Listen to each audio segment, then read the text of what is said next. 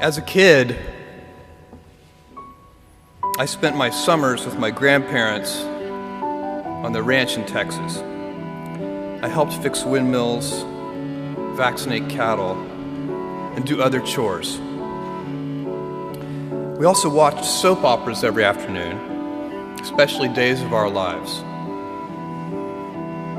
My grandparents belonged to a caravan club, a group of Airstream trailer owners who traveled together around the US and Canada.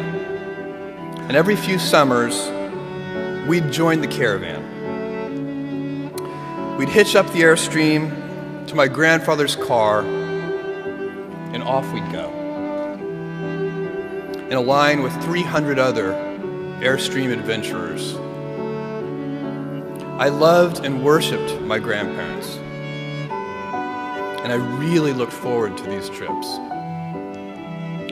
On one particular trip, I was about 10 years old.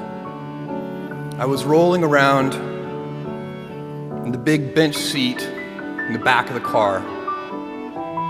My grandfather was driving, and my grandmother had the passenger seat. She smoked throughout these trips, and I hated the smell. At that age, I'd take any excuse to make estimates and do minor arithmetic. I'd calculate our gas mileage, figure out useless statistics on things like grocery spending. I'd been hearing an ad campaign about smoking. I can't remember the details, but basically the ad said, every puff of a cigarette takes some number of minutes off of your life. I think it might have been 2 minutes per puff. At any rate, I decided to do the math for my grandmother. I estimated the number of cigarettes per day, estimated the number of puffs per cigarette, and so on. When I was satisfied that I'd come up with a reasonable number, I poked my head into the front of the car, tapped my grandmother on the shoulder, and proudly proclaimed, "At 2 minutes per puff, you've taken 9 years off of your life." I have a very vivid memory of what happened next, and it was not what I had expected. I expected to be applauded for my cleverness and my arithmetic skills. "Jeff, you're so smart. You had to have made some tricky estimates. Figure out the number of minutes in a year and do some division." That's not what happened. Instead, my grandmother burst into tears.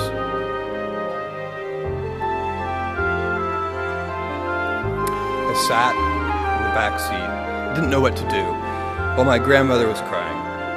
My grandfather, who'd been driving in silence, pulled over onto the shoulder of the highway.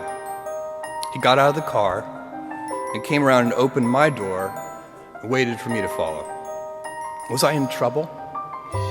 My grandfather was a highly intelligent, quiet man. He had never said a harsh word to me. Maybe this was to be the first time.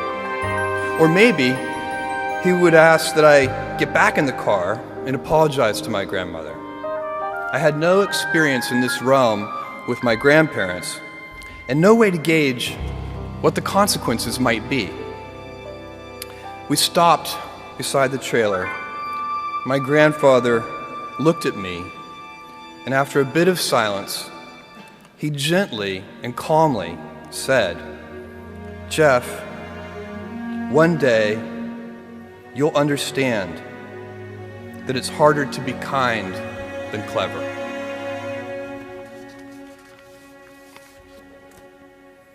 What I want to talk to you about today is the difference between gifts and choices.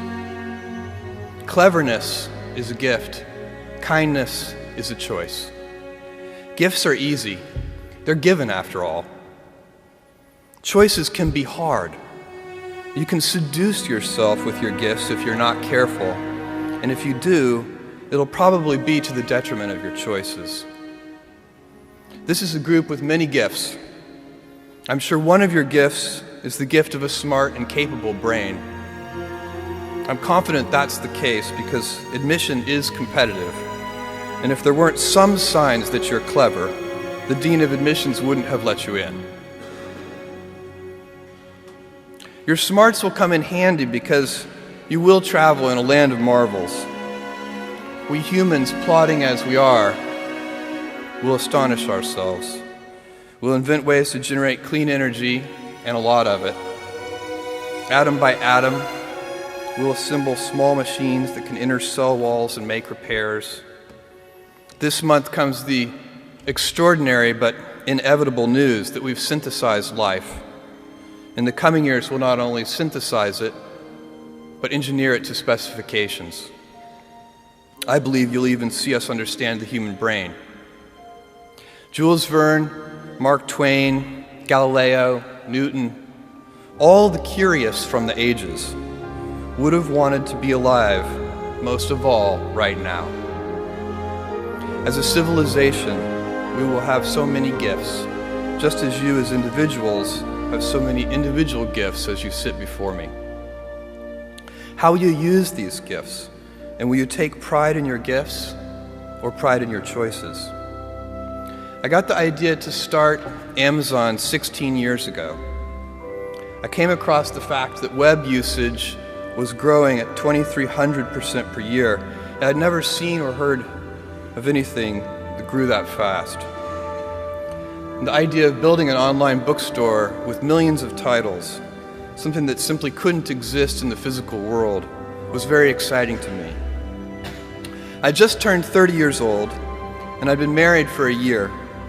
I told my wife, Mackenzie, that I wanted to quit my job and go do this crazy thing that probably wouldn't work, since most startups don't, and I wasn't sure what would happen after that. Mackenzie, also a Princeton grad and sitting here in the second row, told me I should go for it. As a young boy, I'd been a garage inventor. I'd invented an automatic gate closer out of cement-filled tires, a solar cooker that didn't work very well out of an umbrella and aluminum foil, baking pan alarms to entrap my siblings. I'd always wanted to be an inventor, and she wanted me to follow my passion. I was working at a financial firm in New York City with a bunch of very smart people, and I had a brilliant boss I much admired. I went to my boss and told him I was going to start a company selling books on the internet. He took me on a long walk in Central Park, listened carefully to me, and finally said, "That sounds like a really good idea, but it would be an even better idea for someone who didn't already have a good job." That logic made some sense to me, and he convinced me to think about it for 48 hours before making a final decision. Seen in that light, it really was a difficult choice, but ultimately, I decided I had to give it a shot. I didn't think I'd regret trying and failing, and I suspected I would always be haunted by a decision to not try at all.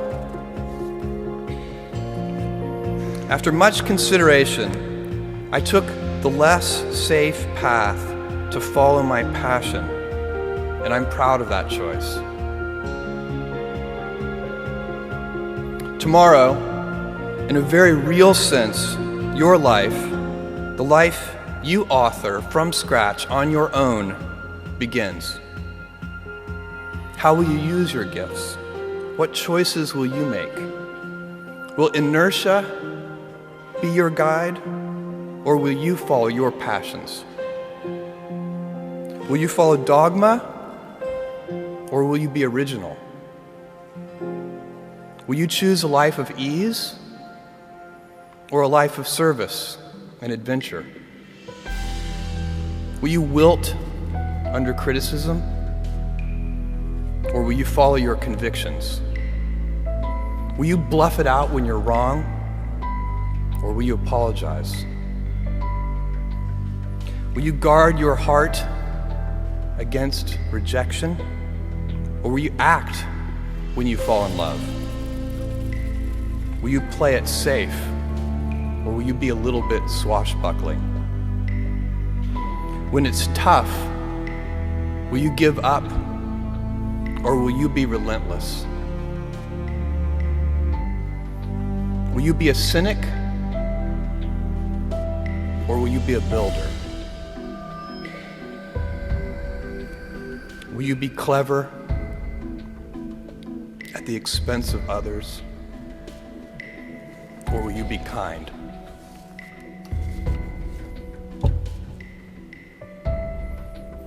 I will hazard a prediction. When you are 80 years old, and in a quiet moment of reflection, narrating for only yourself the most personal version of your life story, the telling that will be most compact and meaningful will be the series of choices you have made. In the end, we are our choices. Build yourself a great story. Thank you and good luck.